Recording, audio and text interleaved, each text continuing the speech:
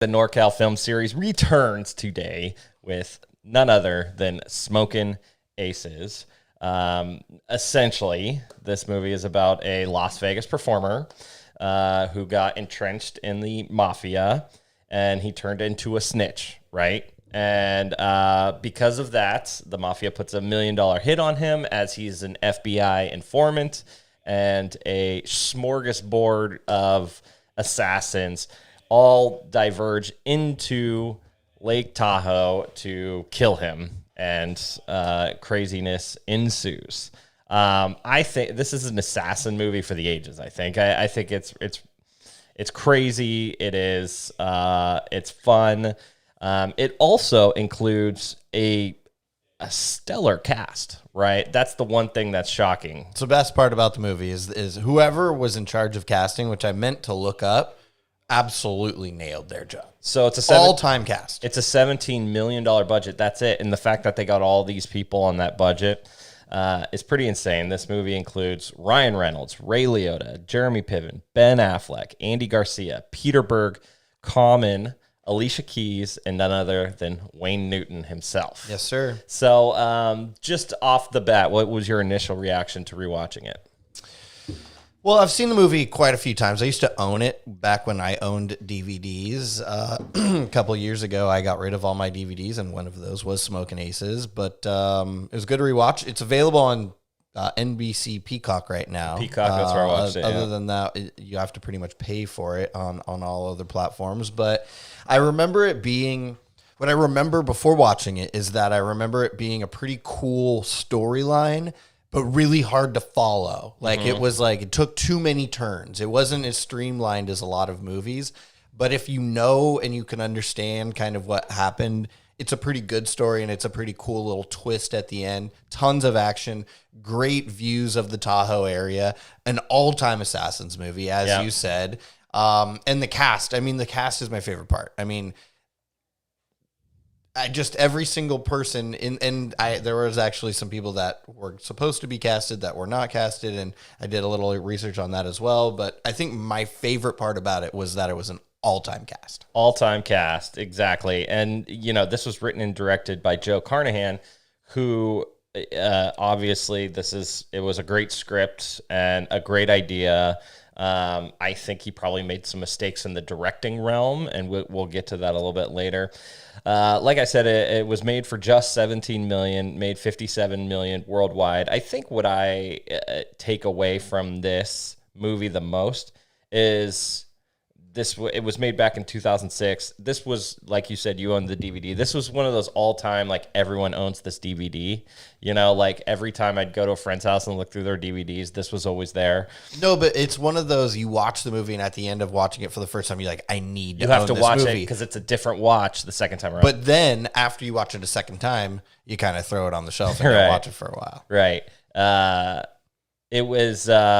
This sold 1.8 million DVDs. I was one of those. Yeah. I probably had it as well. I don't know. My DVD collection's long gone now. But so I don't think, it certainly didn't receive like critical reviews. I don't think the score on like Rotten Tomatoes is great. 30% on Rotten Tomatoes, 6.7 out of 10 on IMDb, and a 45 out of 100 on Metacritic. Yeah, and I read like some reviews. People say it's Tarantino-esque, but lacks the wit or the humor that Tarantino is known so well for. I think if Tarantino directed this movie, it would be all time. And I'll get to that because, like I said, I really like the script. I really like the idea, but I do think it lacks some stuff in terms of directing. But first, let's get into the whole Lake Tahoe connection of this, right?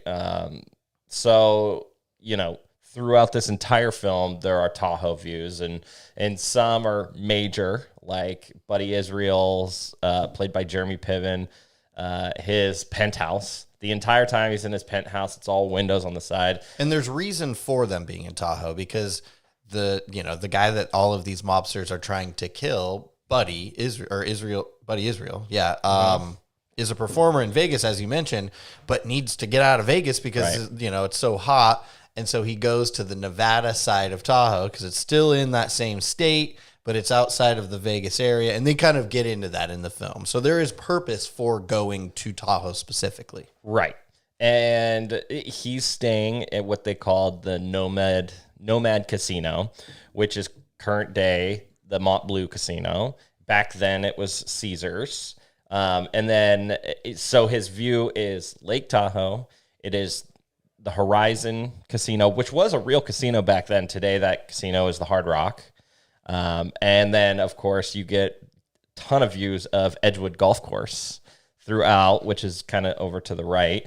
I don't know if what they filmed, and by the way, I did a ton of research on this movie. There's not a ton out there. There really isn't. Like, I tried to look up behind the scenes stuff, and really there isn't a ton out there.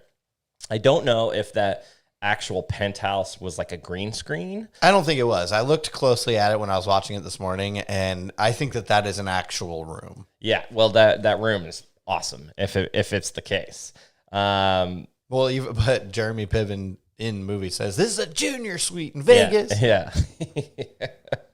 Yes. But there's also, if you know Tahoe well, if you know South Lake, there's a ton of just like little driving scenes and everything that you're seeing all around South Lake, which is really cool. So they also, like, throughout the entire movie, they're in the casino, the bottom floor of this nomad, quote unquote, nomad casino. That does not look like the Mont Bleu or what used to be Caesars. So again, I'm not sure exactly where they filmed it. Maybe they just made it seem different based on their filming, but that to me did not resemble what the current day Mont Bleu looks like. Which doesn't make a lot of sense from a production standpoint. You'd think that they'd want to do it all in one hotel instead of going to multiple locations or creating a fake casino in some kind of a movie stage or what have you. So yeah, it doesn't make a lot of sense. It should be in the same casino. You're right. And I think it was, and it looked like when they get in that crazy shootout in the which one in the hallway, that looks like the hallway of the Mont Bleu. But otherwise it doesn't. And again, it might just be like camera tricks. It might, but I'm just looking at it the whole time because that casino is pretty spread out, and in those scenes it looks really tight. So also we. Ben Affleck is killed. Ben Affleck and Peter Berger killed by the Tremor brothers at Cave Rock. Now, I will say, what's the guy that's not Ben Affleck? What's the other guy's name that was killed right then? Peter Berg.